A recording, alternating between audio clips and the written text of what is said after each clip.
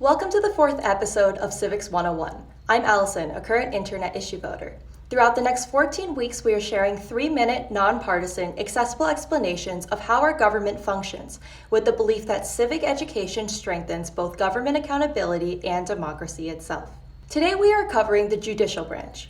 Article 3 of the U.S. Constitution establishes the powers and structure of the Judicial Branch, which consists of the Supreme Court and inferior courts, which are federal district and appellate courts that are established by Congress. Instead of being chosen through popular elections and serving a limited number of terms, members of the Judicial Branch are appointed for life by the President with the consent of the Senate.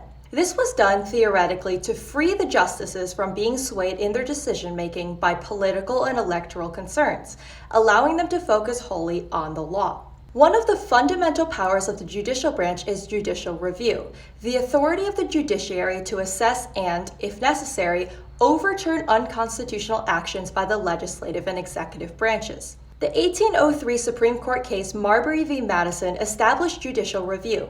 The court declared a portion of the Judiciary Act of 1789 unconstitutional because it conflicted with Article 3 of the U.S. Constitution. Federal courts are the only entity in the United States that are given this power, and this makes them a key part of the U.S. checks and balances system, as they ensure that the executive and legislative branches do not overstep their constitutional limits. 9 justices serve on the Supreme Court. The Supreme Court is the final arbiter of the law. Once it decides a case, there is no higher court for it to appeal to, and lower courts must follow its rulings on federal law and constitutional interpretation. The court may, however, overturn its previous rulings if it interprets a subsequent case differently.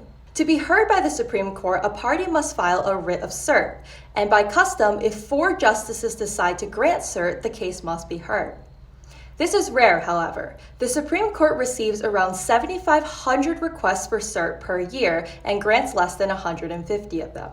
The judicial branch has helped both perpetuate and end segregated schools. It has both upheld and struck down abortion rights, and it has both limited and allowed monetary influences on elections. Its controversies and power have played a crucial and complex role in determining the direction of U.S. history, and they will impact the direction of the future as well.